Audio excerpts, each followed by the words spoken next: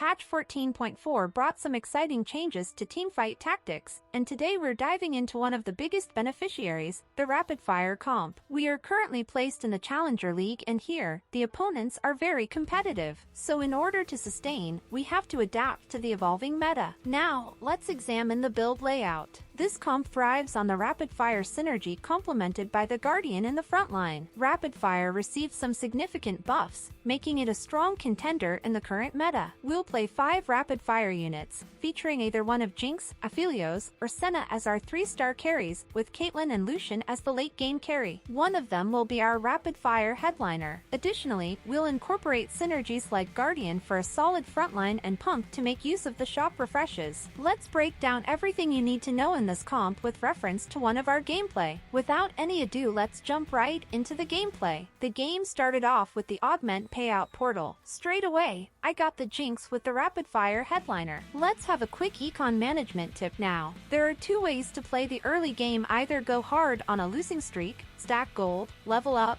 and reroll. Or if we have a strong board, then instead of stacking pre-level and making the board further stronger, aim for a winning streak. Check out this table for your reference. Your stage 2 to 3 fight should tell you what streak you want to aim for. If you lose the fight, aim for 2 more losses, and if you win the fight, aim for 2 more wins. Avoid most 3 losses and 2 wins situations, as you'll have the worst econ of the lobby. This game seems like heading towards a pump game, thus let us see the basics of how to play the 1-cost reroll strategy. At Stage 2, play with obtained strong champions, go on either win or lose streak with your cheap board. At Stage 3 to 1, roll down to find your 3-star 1-cost carry, in this case, Jinx. Stay level 5 and make sure to win your fights. With the win streak, you'll catch up on the gold you spent earlier. Push level 7 at Stage 4 to 1 and try to 2-star other units. Push level 8 at Stage 4 to 5, then roll to add 4-cost units. Check out this standard leveling table for your reference. Note, never level up if that puts you under 30 gold, because it becomes too hard to rebuild your economy after. Level up only if you want to defend a win streak or if you have more gold. Now let us get back into the gameplay. For the first augment, I picked one of the most underrated augments, On a Roll. This grants me free shop refresh whenever I 2-star a unit. The best way to utilize this augment is buying the pair of 1-costs that show up in the shop,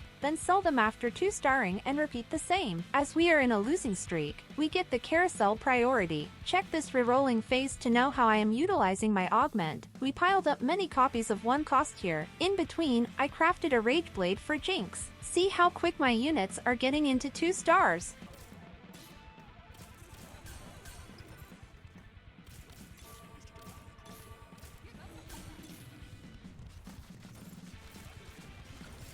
First, my Vi got maxed out, followed by the Jinx.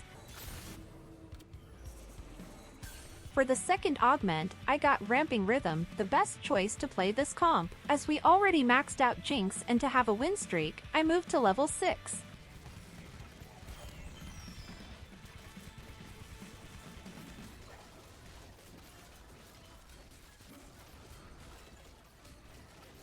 After a couple of wins, I picked a bow from the carousel, crafting Renan's Hurricane for Jinx. Eventually, I was buying the Guardian and Rapid-Fire units that showed up. I crafted my first defense item, Crown Guard, and equipped it for my Amumu. Luckily, just after crafting that item, I got the third augment as Crown Guarded, which further improves the quality of the item. Then to maintain the streak, I moved to level 7 and gave 1 more Crown Guard to Amumu. As we touched upon the items topic, let's see our key champions' itemization strategy. Jinx's best-in-slot items are Ginsa's Rage Blade, Death Blade, and Giant Slayer. Alternatively, Renan's Hurricane, Last Whisper, or Infinity Edge can be used. For Senna, if she gets maxed out, give her Spear of Shojin, Nashor's Tooth, and Jeweled Gauntlet. Giant Slayer and Static Shiv are also good choices. Aphelios can have Infinity Edge, Spear of Shojin, and Giant Slayer. Alternatively, Death Blade, Red Buff, and Last Whisper. Jinx's items can be given to Lucian, and Aphelios' items can be given to Caitlyn if we plan to play around them as headliners. For tanks, Even Shroud is the best choice, wrecking the opponent's armor. Paired up with any combination of Gargoyle Stoneplate, Warmog's Armor, Dragon's Claw, Protector's Vow, Steadfast Heart, Redemption, Crown Guard, or Bramble Vest. Now let's get back to the gameplay. My 8-win streak broke after a twin Lulu opponent kept on stunning my units. In the 4-4 carousel, I tried to get the spatula but managed to get only a sword. I also felt that my other opponents are stronger now, so I moved to level 8. Then I equipped Jinx with an Infinity Edge. Then I got my first Caitlyn copy. After a couple of rounds, I crafted a Last Whisper for my Caitlyn and a Dragon's Claw for a Mumu. An opponent with Caitlyn as a headliner equipped with a True Damage emblem prevented me from getting into a streak.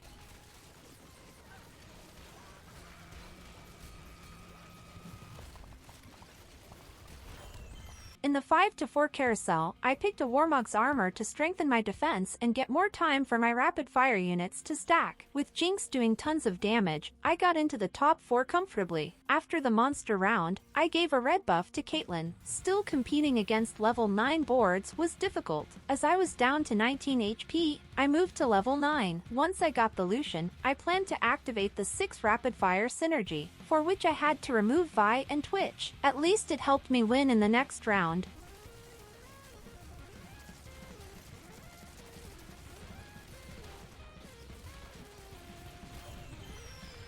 Our opponent was playing with a Jazz comp with Ezreal and Lucian carry. I made sure to place my carries away from Lucian and Ezreal's line of attack. I managed to win against his clone.